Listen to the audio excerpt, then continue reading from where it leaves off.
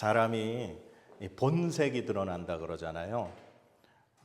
그 사람의 본 모습, 어떨 때 본 모습이 드러나세요? 누가 나를 화나게 했을 때. 그런데 우리가 보통 그 사람의 본색을 알아보려면 두 가지를 같이 해보라고 해요. 그냥 보통 세상 사람들 얘기가, 첫 번째가 여행을 같이 가봐라. 뭐 3박 4일이건 같이 지내다 보면 그 사람의 본 모습을 알 수 있다. 두 번째가 노름을 같이 해봐라. 뭐 화투라도 한번 같이 쳐보면 그 사람의 이제 본색이 드러난다 그러죠. 본 모습이 드러난다 그래요.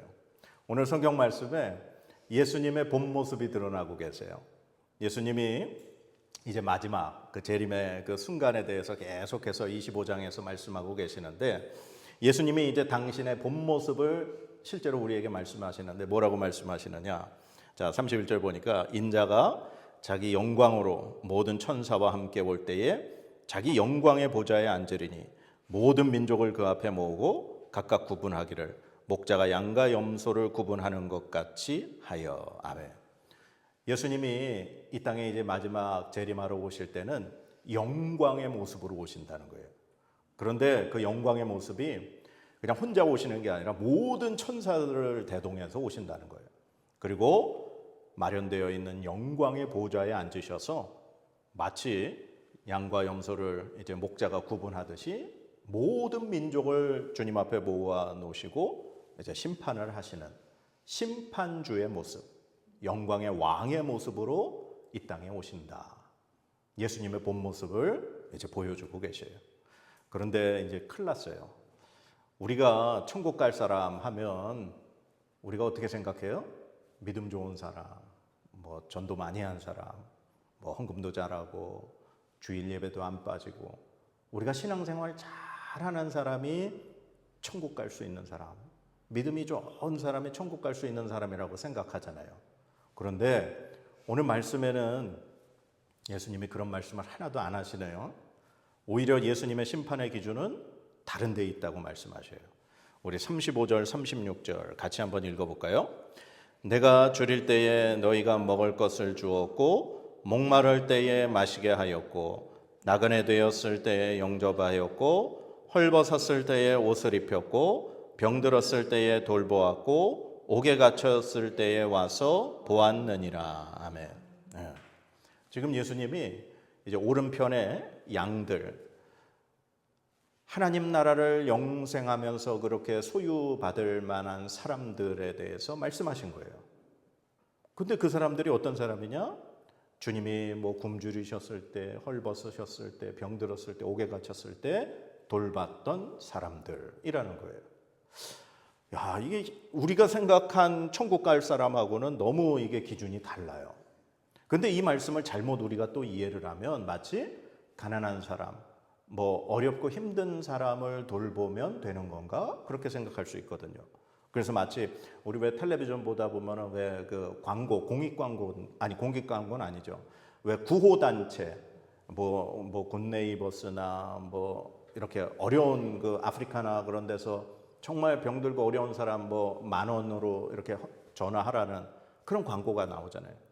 그러면 그 못 사는 가난한 나라에서 그 굶주린 사람들을 돕는 NGO 단체들이나 아니면 뭐 국경 없는 의사회 같은 그런 병든 사람들을 치료해 주는 사람들이나 아니면 돈 많은 어떤 부자들이 자신의 재산을 어떤 단체를 만들어서 거기에 기부를 한다거나, 그러면 그런 사람들이 천국 갈 수 있는 건가요? 그러진 않을 거예요. 왜냐하면 우리의 이 구원은 우리의 어떠한 노력으로도 얻을 수 있는 건 아니기 때문에 그래요. 우리는 분명히 알고 있죠. 믿음으로, 예수 그리스도를 믿음으로 하나님께서 우리를 구원하신다는 사실은 우리가 잘 알고 있어요. 그런데 오늘 예수님이 그러면 말씀하신 이것은 어떻게 우리가 생각하고 우리가 이것을 받아들여야 하는가? 자, 이 예수님께서 오른쪽에 있는 이 양들을 향해서 그렇게 말씀하셔요. 아버지께 복받을 자들이다. 하나님 나라를 상속할 자들이라. 그러면서 이렇게 니네들이 이런 일들을 했다 말씀하셨더니 예수님의 말씀을 들은 그 오른쪽에 있던 사람들이 이렇게 대답을 해요. 37절부터 39절 볼까요? 이에 의인들이 대답하여 이르되 주여 우리가 어느 때에 주께서 줄이신 것을 보고 음식을 대접하였으며 목마르신 것을 보고 마시게 하였나이까? 어느 때에 나그네 되신 것을 보고 영접하였으며 헐벗으신 것을 보고 옷 입혔나이까? 어느 때에 병드신 것이나 옥에 갇히신 것을 보고 가서 배웠나이까? 하리니. 아멘. 지금 예수님의 그 칭찬을 받고 난 사람들은 얘기하는 거죠. 아니, 우리 그런 일 한 적이 없는데? 우리가 언제 주님을 배고프실 때 먹을 걸 드렸고 병 드셨을 때 가서 돌봤고 우리가 언제 그랬어요? 우리 그런 적 없어요 라고 지금 부인하는 거예요. 그런데 이 대답은 왼편에 그 염소들을 향해서 예수님 말씀하셨을 때도 똑같아요. 니네들이 나를 안 돌봤다 그렇게 말씀하셨더니 왼편에 있는 자들도 그렇게 대답하죠. 아니, 우리가 언제 주님이 목마르시거나 굶주리시거나 헐벗었을 때 우리가 언제 주님을 외면했습니까? 그렇게 얘기를 해요. 그러니까 그렇게 행한 사람도 그렇게 행하지 않은 사람도 우리는 그런 일을 한 적이 없다고 생각을 한다라는 거죠. 그러면 도대체 그들이 언제 그런 일을 했고 언제 그런 일을 안 했을까? 예수님이 정확하게 대답해 주시죠. 40절 말씀이에요. 40절 말씀 같이 읽겠습니다. 시작.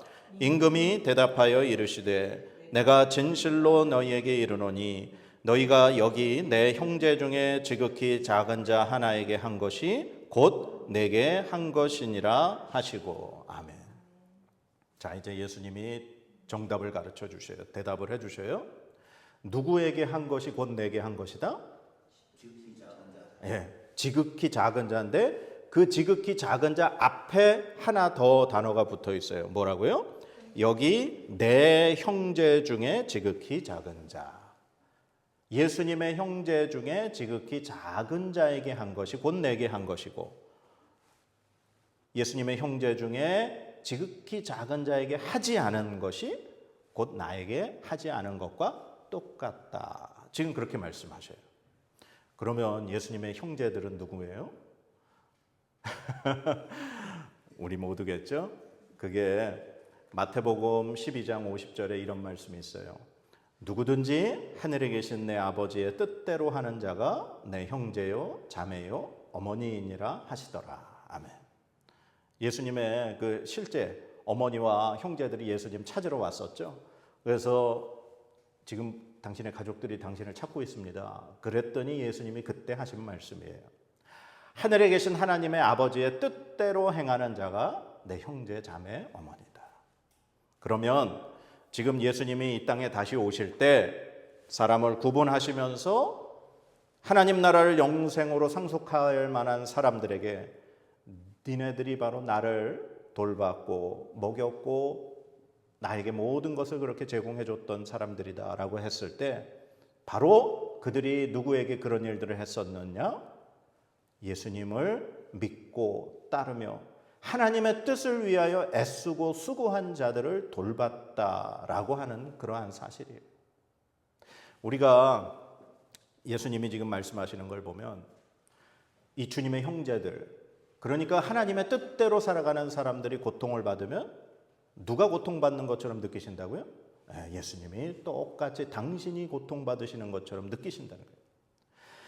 하나님의 뜻대로 열심히 하는 자들이 정말 고통을 받고 배가 고프고 병이 들면 주님이 똑같이 그들과 함께 느끼시고 아파하신다는 사실이에요. 우리 성경에 오늘 주님이 말씀하신 것처럼 하나님의 뜻을 위해서 예수 그리스도의 그 복음을 위해서 굶주리고 헐벗고 옥에 갇히고 그랬던 사람 한 명이 대표적으로 나와요. 누구일 것 같으세요? 사도 바울.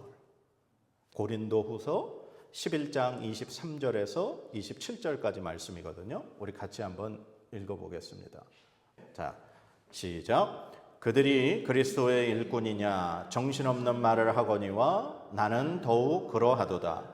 내가 수고를 넘치도록 하고 옥에 갇히기도 더 많이 하고 매도 수없이 맞고 여러 번 죽을 뻔하였으니 유대인들에게 40에서 하나 감한매를 5번 맞았으며 3번 태장으로 맞고 1번 돌로 맞고 3번 파선하고 1주야를 깊은 바다에서 지냈으며 여러 번 여행하면서 강의 위험과 강도의 위험과 동족의 위험과 이방인의 위험과 시내의 위험과 광야의 위험과 바다의 위험과 거짓 형제 중의 위험을 당하고 또 수고하며 애쓰고 여러 번 자지 못하고 줄이며 목마르고 여러 번 굶고 춥고 헐벗었노라. 아멘.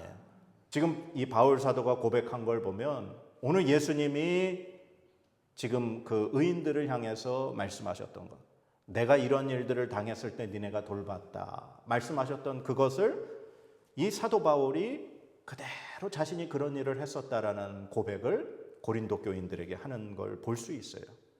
그러니까 이 사도 바울은 어떤 사람과 같은 사람이에요? 주님의 형제와 같은 사람.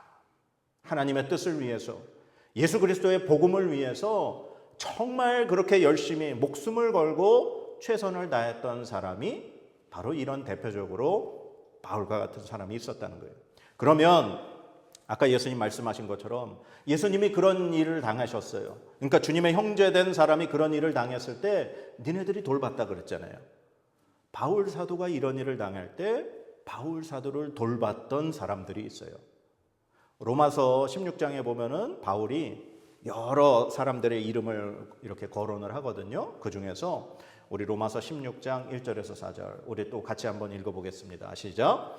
내가 겐그레아 교회의 일꾼으로 있는 우리 자매 베베를 너희에게 추천하노니 너희는 주 안에서 성도들의 합당한 예절로 그를 영접하고 무엇이든지 그에게 소용되는 바를 도와줄지니 이는 그가 여러 사람과 나의 보호자가 되었음이라. 너희는 그리스도 예수 안에서 나의 동역자들인 브리스가와 아굴라에게 문안하라. 그들은 내 목숨을 위하여 자기들의 목까지도 내놓았나니 나뿐 아니라 이방인의 모든 교회도 그들에게 감사하느니라. 아멘. 네. 오늘 이 로마서에 바울 사도가 대표적으로 첫 부분에 두 사람의 이름을 내요. 베베, 그 다음에 브리스가와 아굴라. 이 사람들이 얼마나 이 바울 사도를 돕고 협력을 했는지, 브리스가와 아굴라 부부 같은 경우는 이들은 자기들의 목까지도 자기들의 생명까지도 나를 위해서 내놓은 사람이다. 그렇게 고백하고 있어요. 그러니까 오늘 예수님이 이 땅에 다시 오셔서 심판하실 때 니네들이 내가 굶주리고 배고프고 병들고 옥에 갇혔을 때 니네들이 나를 돌봤다. 그렇게 인정하시고 하나님 주님께서 말씀하셨던 그 의인들이 바로 이 바울 사도가 얘기했던 베베나 브리스가나 아굴라 같은 그런 사람들의 모습이라는 거예요. 참, 왜 예수님은 이 땅에서 주님의 형제들, 주의 복음을 위해서 그렇게 힘쓰고 애쓰는 자들이 받는 고통을 당신이 받는 고통과 똑같다고 그렇게 말씀하셨을까? 왜 예수님이 같은 고통을 느낀다고 말씀하셨을까? 왜 그럴까요? 예수님이 그들의 고통을 동일하게 내 고통이라고 말씀하신 이유는 예수님이 자기의 생명을 내어주시면서 구원하신 주님의 자녀들이기 때문에 그렇습니다. 엄마가 10달을 자녀를 잉태해서 죽을 것 같은 고통을 통해서 자녀를 이 땅에 태어나게 하잖아요. 자신의 생명과도 같은 자식을 이 땅에 태어나게 한 어머니는 자식의 고통이 곧 자신의 고통이라고 느껴요. 하나님의 마음이 바로 그렇다는 겁니다. 예수님의 마음이 바로 그렇다는 거예요. 자신이 십자가에서 물과 피를 쏟으시고 그 모진 고통을 참으시고 그 모든 순환을 견디시면서 생명을 내어주시고 구원하신 그 하나님의 자녀들, 그 주님의 형제된 자들이 주의 복음을 위하여 하나님의 뜻을 위하여 고통을 받을 때 주님은 그들과 똑같은 고통을 받으신다라고 말씀하고 계시는 거예요. 그런데 이건요, 오늘 이 말씀을 이렇게 조금만 뒤집어서 생각을 해보면 우리가 주님을 위해서 고통을 받고 고난을 받고 그 어려움을 당할 때 주님은 의인들을 통해서 우리를 돌보신다고 하는 그런 말씀입니다.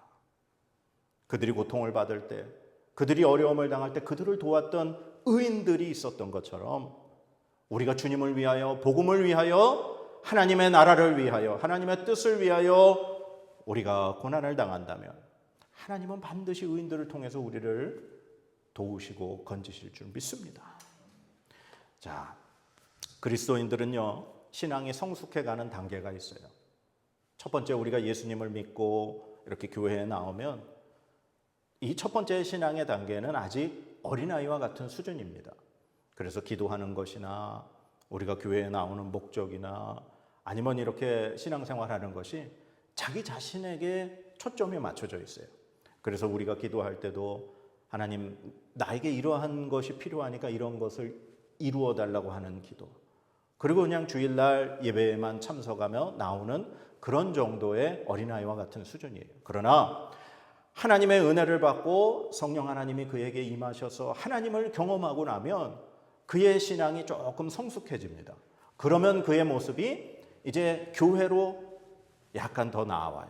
그래서 교회에서 봉사를 하게 되고 또 하나님 영광을 위하여서 뭔가 조금 더 일을 하게 되는 그러한 단계로 성숙을 합니다. 그리고 그가 깊이 말씀을 통하여 하나님의 뜻을 깨닫게 되면 그의 이 신앙의 단계는 이웃을 향해 나아가게 됩니다. 예수님이 말씀하실 때도 율법 중에 가장 큰 율법은 하나님을 사랑하고 이웃을 내 몸과 같이 사랑하라고 말씀하신 그것과 같은 거예요.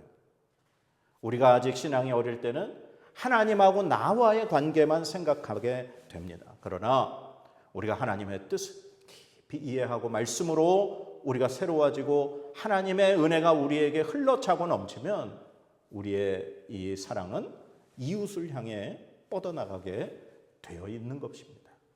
오늘 이 말씀을 통해서 우리가 생각해야 될 것은 그나마 다행인 게 있어요. 주님이 우리를 보고 니네 굶주리고 헐벗고 병들고 그러라고 하신 거는 아니에요. 주님의 복음을 위해서 그런 사람들이 있을 때 그들을 돌봐야 한다고 말씀하시는 거예요. 그래서 제가 가만히 이 말씀을 묵상하면서 생각을 해보니까 왜 하나님이 선교하는 것을 그렇게 기뻐하실까라고 생각을 해봤을 때 이 말씀이 다 적용이 되는 것 같더라고요. 정말 해외 선교지에서 하나님 나라를 위해서 주의 복음을 위해서 그렇게 애쓰고 수고하는 그런 분들을 우리가 기도하고 또 적은 물질로나마 이렇게 함께 후원하고, 이게 바로 주의 복음을 하나님의 뜻을 위해서 애쓰고 수고하는 자들을 돌보는 그 일과 같은 것이겠구나 생각이 들더라고요. 그래서 우리가 하나님 나라를 위해서 힘쓰고 애쓰고 주님의 형제된 연약한 자들을 돕는 일에 우리가 늘 힘을 다해야 할 줄로 믿습니다.